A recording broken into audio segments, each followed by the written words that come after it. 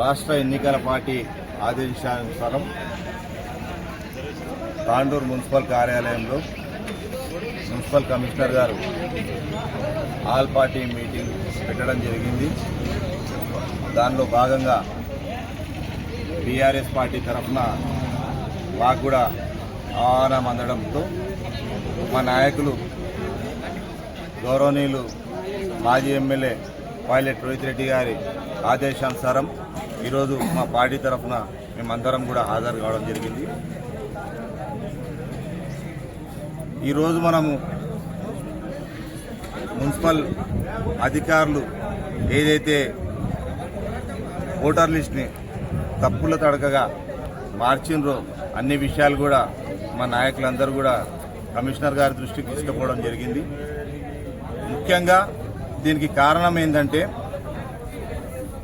Voter list final ఇప్పుడు ఏదైతే వీళ్ళు ప్రిపేర్ చేసిండ్రో దాన్ని ఏ పార్టీ అధ్యక్షులకు కానీ ఆ పార్టీకి సంబంధించిన వాళ్ళకు కానీ ఇవ్వకపోవడం ముఖ్యంగా మేజర్గా మిస్టేక్ జరిగింది. ఎందుకంటే ఓటర్ లిస్ట్ అనేది ప్రతి పార్టీకి ఇవ్వాల్సిన అవసరం ఉంటుంది.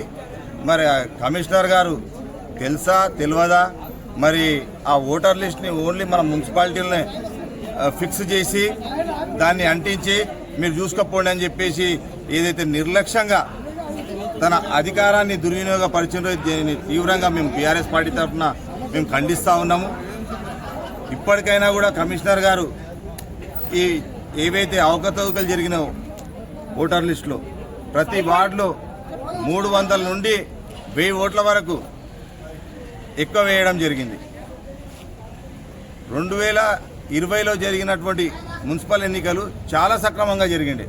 ఆ రోజు బీఆర్ఎస్ పార్టీ అధికారంలో ఉండే ఇక్కడ ఉన్నటువంటి అప్పటి స్థానిక ఎమ్మెల్యే పైలట్ రోహిత్ రెడ్డి గారు ఈ మున్సిపాలిటీని 31 వార్డుల నుండి 36 వార్డులకు పెంచుకుంటూ నోటిఫై చేయించి మరి అన్ని వార్డులకు కూడా బౌండరీస్ ఫిక్స్ చేయించి ఒక స్కెచ్ మ్యాప్ వేయించడం జరిగింది.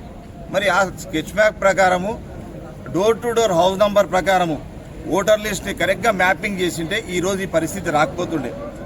ఈ అధికారుల నిర్లక్ష్యం వల్ల ఈ అధికార పార్టీ వాళ్ళు ఏదైతే ఈ ఓట్లన్నింటినీ కూడా దొంగ ఓట్లని వేయించుకొని మరి వాళ్ళు తిరిగి మున్సిపాలిటీని కైవాసం చేసుకోవాలని చెప్పేసి ఓ దురాలోచనతో ఏదైతే వాళ్ళు ప్రవర్తిస్తూ ఉన్నారో ఆ విషయాన్ని ప్రజలందరూ కూడా గమనిస్తూ ఉన్నారు. కాబట్టి దయచేసి ఇప్పటికైనా కూడా అధికారులు ఏకపక్షంగా నిర్ణయాలు తీసుకోకుండా ప్రతిపక్షాలన్నింటినీ కూడా కన్సిడర్ చేస్తూ వాళ్ళ అభిప్రాయాలని తీసుకొని ఇప్పటికైనా కూడా మించిపోయింది ఏం లేదు. ఈ 2-3 రోజుల్లో ఇంకా టైం ఉన్నది మనకు. ఈ టైం లోపల ఏదైతే ఓటర్ లిస్టులో జరిగినటువంటి అవకతవకలు అక్రమాలన్నింటినీ కూడా సరిదిద్దాల్సిన బాధ్యత మన మున్సిపల్ అధికారుల పైన ఉంది. కాబట్టి వాళ్ళు ఆ నిర్ణయం చేస్తారు, ఆ విధంగా వాళ్ళు నిర్ణయం తీసుకుంటారని చెప్పేసి మేము ఆశిస్తున్నాం. లేని పక్షంలో మేము కూడా ఏ విధంగా ముందుకోవాలి, ఏ చట్టపరంగా ఏం నిర్ణయాలు తీసుకోవాలనే విషయాన్ని మేము కూడా సమగ్రంగా మా నాయకులతో ఆలోచించి మేము తగిన నిర్ణయం తీసుకుంటామని చెప్పేసి తెలియజేస్తూ ఇప్పటికైనా కూడా గౌరవ కమిషనర్ గారిని కోరేది ఒకటే, మేము దయచేసి 2020లో జరిగినటువంటి సాధారణ మున్సిపల్ ఎలక్షన్లో ఏ విధంగా అయితే వార్డ్ వైజ్గా స్కెచ్ చేసి మంచిగా వార్డ్ వైజ్గా మనకు డివిజన్ జరిగినటువంటి హౌస్ నంబర్స్తో అదే బౌండరీస్తో ఈసారి కూడా సేమ్ అదే విధంగా చేస్తే మీకు ఇప్పుడు ఉన్నటువంటి పెరిగినటువంటి ఓట్లు కూడా తగ్గే అవకాశం ఉంది. కాబట్టి దయచేసి మీరు అదే విధంగా చేయాలని చెప్పేసి ఇప్పుడు కూడా మేము రిక్వెస్ట్ చేస్తూ ఉన్నాము. ఆ విధంగా చేస్తారని ఆశిస్తూ ఉన్నాం. ఓటర్ లిస్ట్ రిలీజ్ చేసినటువంటి ఓటర్ లిస్ట్ మొత్తం తప్పుల తడకగా ఉన్నది. ఇదంతా కూడా అధికార పార్టీ వాళ్ళు చేసినటువంటి కుట్రలో భాగంగానే ఇదంతా జరిగింది.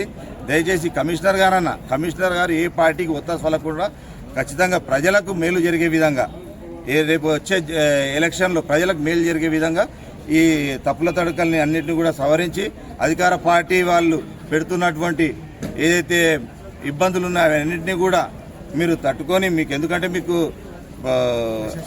అధికారం ఇచ్చే అధికారులు మీరు ఏవైతున్నారో మీరు ప్రజల పక్షాన నిలవాల్సిన అవసరం ఉంటుంది. కాబట్టి దయచేసి మీరు అందరూ కూడా ప్రజల పక్షాన ఉండి కరెక్ట్గా నిర్ణయం తీసుకోవాలని చెప్పేసి మేము కోరుతా ఉన్నాం.